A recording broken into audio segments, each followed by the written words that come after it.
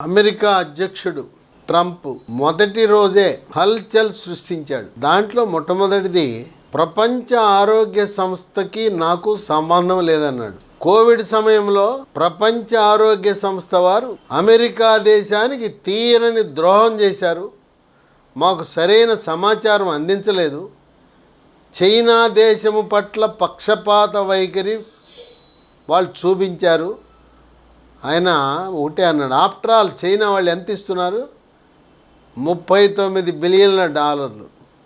మేము అమెరికా వాళ్ళం $500 బిలియన్ల ఇస్తే మమ్మల్ని మోసగించడానికి ప్రయత్నించి సమాచారం ఇవ్వకుండా దాచిపెట్టి పీబచ్చానికి కారణమైంది ఈ ప్రపంచ ఆరోగ్య సంస్థ, నాకు దానికి రామ్ రామ్ అన్నాడు. సరే, ప్రపంచ ఆరోగ్య సంస్థ అమెరికా వైదొలిగినా చైనా మాత్రం దానికి మద్దతు ఇవ్వటానికి, ఏదైతే అమెరికా ఇవ్వవలసిన మొత్తాన్ని కూడా చైనా ఇవ్వటానికి రంగం సిద్ధం చేసుకుంది. ఇక రెండవ నిర్ణయం, జన్మతా అక్కడ పుట్టిన వారికి కూడా పౌరసత్వము ఇవ్వము, వివిధ అంశాలను పరిశీలించి మేము ఇస్తామని ఇంకో సంచలనాత్మకమైన నిర్ణయం. అమెరికాలో ఉండే అక్కడ ఉద్యోగం చేసుకుంటున్న వాళ్ళ తల్లిదండ్రులు, అమ్మమ్మ, తాతయ్యలందరూ కూడా భారతదేశంలో ఆందోళన చెందుతున్నారు, ముఖ్యంగా తెలుగు రాష్ట్రాల్లో. ఇదేంటో ట్రంప్ వచ్చాడంట, మన భారతదేశ వాసులను 10 లక్షల మందిని తోలేస్తాడంట అని పుకార్లు షికార్లు చేస్తున్నాయి. ఎక్కడ ఏ యూట్యూబ్ ఛానల్ చూసినా, ఏ సోషల్ మీడియా చూసినా అమెరికా నుంచి 10 లక్షల మందిని బయటికి పంపించబోతున్నారనే వార్తే కనపడతా ఉంది. అది వాస్తవం కాదు. భారతీయులను 10 లక్షల మందిని బయటికి పంపితే అమెరికా దేశమే వాళ్ళు ఏ రకంగా కూడా వాళ్ళ యొక్క కార్యకలాపాలు నిర్వహించుకునే పరిస్థితి లేదు. ట్రంప్ ఏం చెప్తున్నాడు జాగ్రత్తగా గమనించండి. మాకు సాదాసీదా ఉద్యోగాలు చేసుకునే వాళ్ళు వద్దు, మా దేశంలో మాకున్న వాళ్ళకున్న నైపుణ్యాలు కలిగిన వాళ్ళు మా దగ్గరికి రావద్దు. చక్కటి ప్రతిభ కలిగి మా అమెరికా దేశంలో అటువంటి శాస్త్రవేత్తలు కానీ వ్యాపారంలో సమర్థులు కానీ లేనప్పుడు మేము భారతీయులను ఆదరిస్తాం, ఆహ్వానిస్తాం, వాళ్ళని ఉంచుకుంటా ఉంటున్నాడు. అంటే ప్రతిభ అదే కావాలి. చదువుకోవటానికని వెళ్ళి అనుమతి లేకుండా అక్రమంగా పార్ట్ టైం జాబులు చేయటం అనేది ఇక మీదట కుదరదు. మామూలు సాదాసీదా కోర్సులు ఉంటాయి, ఆ సాదాసీదా కోర్సులు చదివితే ఏం ప్రయోజనం ఉండదు. ఈ రోజున అమెరికాకు కావాల్సింది ఏంటి? ఆర్టిఫిషియల్ ఇంటెలిజెన్స్ కావాలి, డేటా సైన్స్ కావాలి, డేటా మైనింగ్ కావాలి, బిగ్ డేటా కావాలి, మెషిన్ లెర్నింగ్ కావాలి, బ్లాక్ చైన్ టెక్నాలజీ కావాలా, డీప్ టెక్ కావాలా, ఫిన్టెక్ కావాలా. ఇలాంటి సాంకేతిక పరిజ్ఞానం ఉన్న వాళ్ళకి ప్రవేశం తప్పకుండా ఉంటుంది. అక్కడ ఉండే భారతీయులు నిర్వహించే హోటళ్ళలో పనిచేయటం, రెస్టారెంట్లలో పనిచేయటం, మోటల్స్లో పనిచేయటం, గ్రాసరీ స్టోర్స్లో పనిచేయటం, ఫార్మసీల్లో పనిచేయటం వాళ్ళు లేరా? దానికి భారతీయులు అవసరమా? మరి డాక్టర్లు ఉన్నారు. భారతదేశం నుంచి భారత సంతతికి చెందిన డాక్టర్లు అమెరికా లేకపోతే అక్కడ జరగదు. హాస్పిటళ్ళు, గవర్నమెంట్ హాస్పిటళ్ళు, ప్రైవేట్ హాస్పిటల్ అన్నీ కూడా మూతపడిపోతాయి. ఎందుకంటే ఈ రోజున భారతదేశం నుంచి వెళ్ళిన డాక్టర్లు వివిధ రంగాలలో రాణిస్తున్నారు, వాళ్ళ అవసరం ఎంతైనా ఉంది. కనుక ఎవరు భయపడవలసిన అవసరం లేదు. చిన్న చిన్న ఉద్యోగాలు అక్కడున్న వాళ్ళతో పోటీపడి అలాంటి ఉద్యోగాలకు తావు ఉండదు. వక్ర మార్గాల ద్వారా అమెరికా ప్రవేశించిన వాళ్ళు మాత్రం వెనక్కి తోలేస్తారు. అంటే ఏదో రకంగా తప్పుడు డాక్యుమెంట్లతోనూ అక్కడ చేరి ఉంటే దొరికితే మాత్రం బయటికి పంపించేస్తారు. అక్రమ వలసదారులపై వేటు తప్పదు. వాళ్ళు వచ్చి మనల్ని పట్టుకుని బయటికి తోలే కంటే మనం ఏదైనా తప్పుడు డాక్యుమెంట్లతో లేదు అక్కడ అనుమతి లేకుండా అక్కడ ఎవరైనా కొనసాగుతుంటే స్వచ్ఛందంగా వచ్చేయడం మంచిదే. ఈ రోజున భారతదేశంలో మనకేం తక్కువ? ఈ రోజున 5వ అతిపెద్ద ఆర్థిక వ్యవస్థ భారత్. మరో 5 ఏళ్ల కాలంలో 3వ అతిపెద్ద ఆర్థిక వ్యవస్థ కాబోతా ఉంది. ఒక 20 ఏళ్ల తర్వాత వికసిత్ భారత్ 2047 సంవత్సరంలో మనమే ఏ తెల్ల దొరలైతే మనల్ని పరిపాలించారో, ఏ అమెరికా వాళ్ళైతే క్రేజ్ కొద్దీ మనం వెళ్తున్నామో వాళ్ళందరూ వచ్చి భారతదేశంలో చిన్న చిన్న ఉద్యోగాలు చేసే అటువంటి పరిస్థితి తప్పకుండా రాబోతూ ఉంది. ఈ రోజున వ్యాపార రంగంలో కంపెనీలు నిర్వహించడంలో అమెరికాలో భారతీయ సంతతికి చెందినవారు 24 మంది దాదాపు $5 ట్రిలియన్ల వ్యాపారం చేసేది ఎవరంటే భారత సంతతికి చెందిన వారే. వాళ్ళు లేకపోతే ఆ కంపెనీలు మూతపడతాయి, కంపెనీలు నష్టాల్లోకి వెళ్ళిపోతాయి.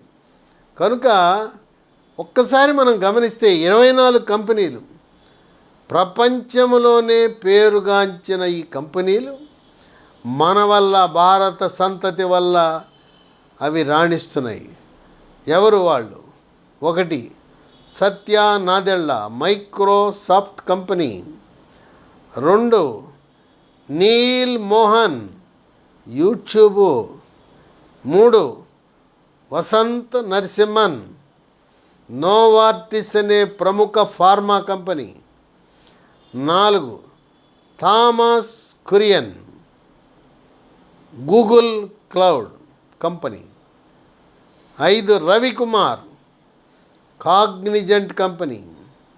6 Arvind Krishna, IBM company. 7 Raj Subramaniam, FedEx company. 8 Puneet Renjen, Deloitte company. 9 Laxman Narasimhan, Starbucks. 10 Sandeep Kataria, Bata company. మీరు బాటా కంపెనీ మన భారతదేశం అనుకుంటారేమో, అది అమెరికాది. 11 Mrs Leena Nair, Chanel company. 12 Mrs Anjali Sood, Vimeo company. 13 Mrs Devika, Ogilvy company. 14 Mrs Revathi Advaiti, Flextronics company. 15 Raghuram, VMware company. 16 Sanjay Mehrotra, Micron company. 17 Sundar Pichai, Alphabet company. 18 Nikesh Arora, Palo Alto company. 19 Shantanu Narayen, Adobe company. 20 George Kurian, NetApp company. 21 Mrs Amrapali Gan, only fans company. 22 Mrs Jayshree Ullal, Arista network. 23 Neeraj Shah, Wayfair. 24 Vivek Sankaran, Albertsons company. చూసారా, ప్రపంచ దేశాలలో పేరుగాంచిన 24 కంపెనీలు నిర్వహించేది ఎవరు? భారతీయ సంతతికి చెందిన అమెరికాలో నివసిస్తున్నవారు.